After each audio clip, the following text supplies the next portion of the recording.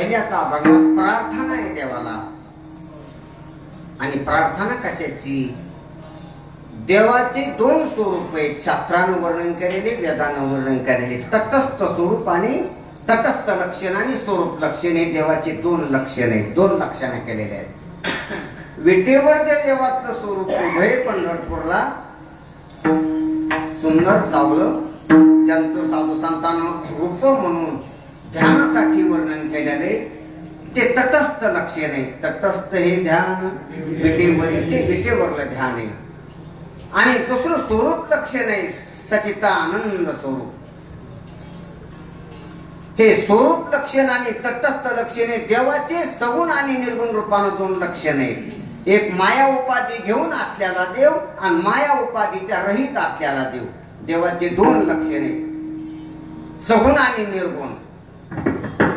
तर दोन्ही बी रूपाचं इथं स्मरण करून, दोन्ही बी रूपाची धारणा, दोन्ही बी रूपात माझी वृत्ती स्थिरावा, तिथं वृत्ती राहावा, अशी तुकोबरायानं मागणी केलेली पांडुरंगाकडे.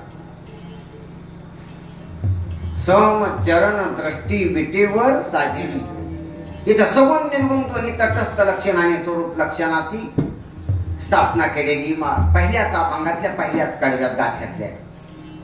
आणि तेथे माझी हरिवृत्ती राहो, त्या ठिकाणी माझी वृत्ती स्थिरावो, राहावं तिथंच राहावं, अशी मागणी केलेली. याच्याशिवाय अन्य मला काही नको अशी व्यावर्तक मागणी, निगेटिव्ह मागणी, निषेधात्मक मागणी बाकीच्या चरणानं, आणि विधायक मागणी पहिल्या चरणानं, की मला याची अपेक्षा आहे, याच्या अन्य काहीच नको. आणि लगे माईक पदार्थ अन्य कशाची अपेक्षा नाही, ती कशाची नाही, त्या पुढच्या चरणानं उल्लेख केलेला आहे. मुख्य अर्थ इतकाच आहे की सम चरण दृष्टी विटेवरी साजरी, तेथे माझी हरिवृत्ती राहो. एवढं पहिलं चरण आहे ना. पहिलं चरण म्हणजे 4 वेद, 6 शास्त्र, 18 पुराणे, 12 गीता आहे, भागवत आहे, रामायण आहे, सर्व ग्रंथ आहे. पहिलं चरण म्हणजे, पहिलं चरण म्हणजे 10 उपनिषद आहे, प्रस्थांत्र आहे, सर्व आलं पहिल्या उपनिषदात. सर्व परमार्थ, सर्व धर्म, सर्व संप्रदाय, सर्व कर्म, सर्व उपासना आल्या पहिल्या चरणात. का सांगावे तुम्ही तुम्हाला? कारण एवढीच साधना आहे सर्व धर्माची, सर्व शास्त्राची, सर्व पंथाची, सर्व संप्रदायाची. देवाचे जे दोन लक्षणं सांगितली, त्या दोन लक्षणाला कळून घेऊन त्याच्यावर भावना धरून तिथं वृत्ती स्थिरावून त्याच्याशी वृत्ती एकरूप करणं संपला परमार्थ. सगुणाची किंवा निर्गुण स्वरूपाची लक्षणा करून आपली वृत्ती तद्रूप करणं हा परमार्थाचा सारांश आहे.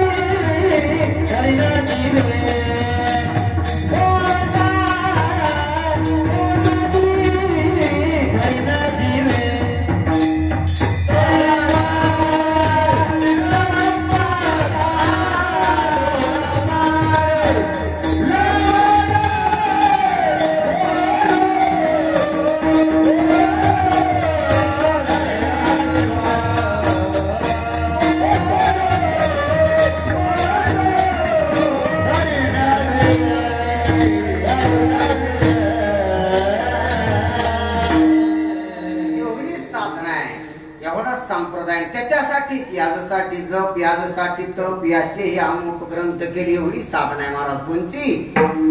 आपली वृत्ती त्या देवाच्या जे लक्षण सांगितलेले, त्या देवाच्या लक्षणाशी, लक्ष्य रूपाशी लक्षित झाली पाहिजे. संपला परमार्थ. अलक्ष्य मी लक्षित ते असते ध्वनी पक्ष. बस परमार्थाचं एवढंच स्वरूप आहे. सूत्र सांगायला तुम्हाला, सूत्र परमार्थाचं जे तुकोबरायानं पहिल्या अभंगाच्या पहिल्याच काळात सांगितलेले. आता त्याच्याशी वृत्ती तद्रूप व्हावा. वृत्ती स्थिर व्हावा लागते. स्थिर होण्यासाठी कर्म आहे. त्याच्याशी वृत्ती एकरूप व्हायला वृत्ती शुद्ध व्हावा लागते. शुद्ध होण्यासाठी कर्म आहे. स्थिर होण्यासाठी उपासना आहे. पुढे चुकलं माझं.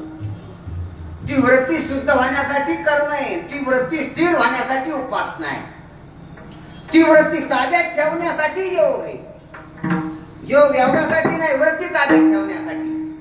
योग चित्त वृत्ती निरोधा. वृत्तीचा निरोध करण्यासाठी योग आहे. पतंजली शास्त्राने सांगितलेला. वृत्ती शुद्ध करण्यासाठी कर्म आहे. कर्मशास्त्रानं सांगितलेलं. आणि योग वृत्ती स्थिर करण्यासाठी उपासना आहे. सर्व उपासना शास्त्रानं सांगितलेल्या. उपासना कशासाठी?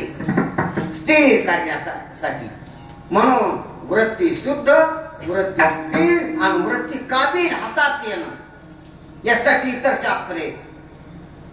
आणि त्या वृत्तीत विचार उत्पन्न होऊन त्याच्याशी ऐक्य करणं यासाठी वेदांत शास्त्र आहे.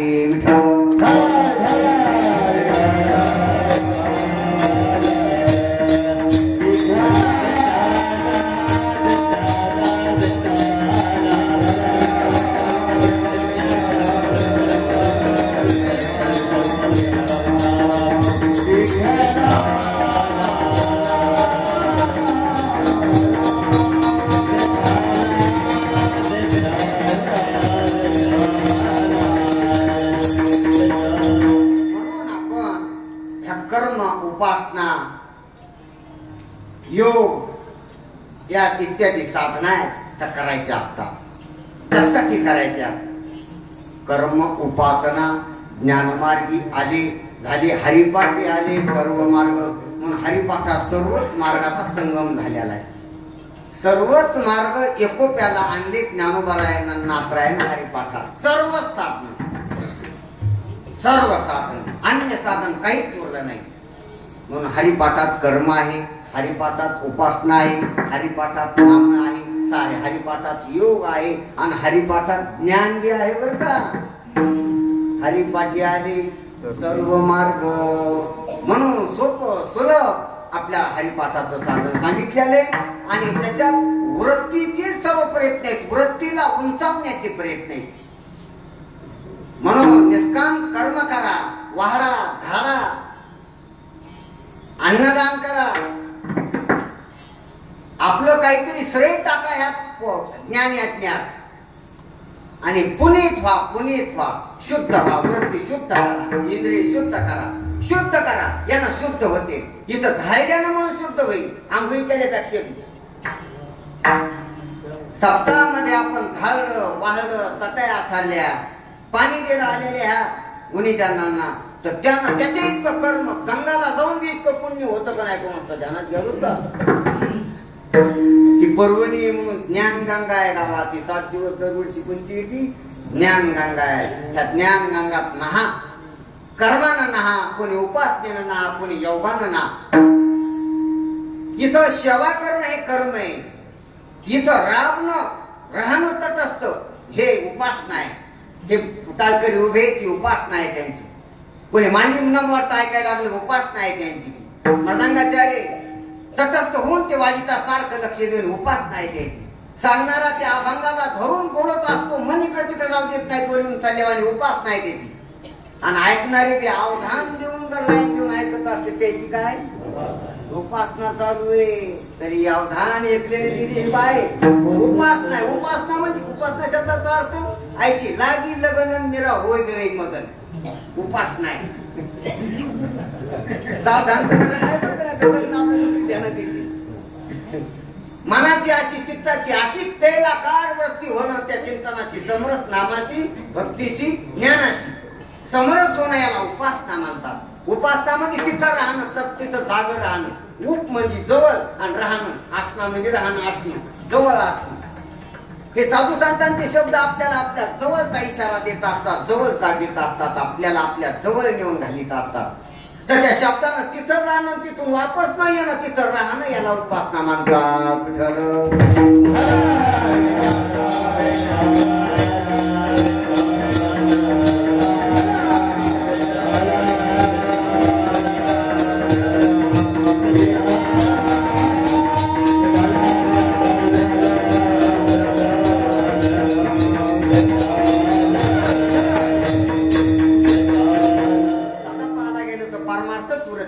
परमार्थ दुसऱ्या कशाचाच नाही.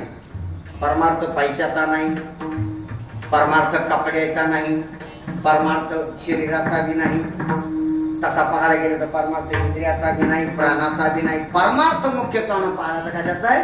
वृत्तीचा आहे, वृत्तीचा. हे बाकीचे वरपंखी साधने आहेत वरती, कामच्या होईल. आणि हे साधने चलत बी नाहीत, वृत्ती असल्यावरच चलत येत. म्हणजे वृत्ती उपहितच येते, वृत्ती असल्यावरच चलत येते. हे स्वतंत्र चलतच नाही.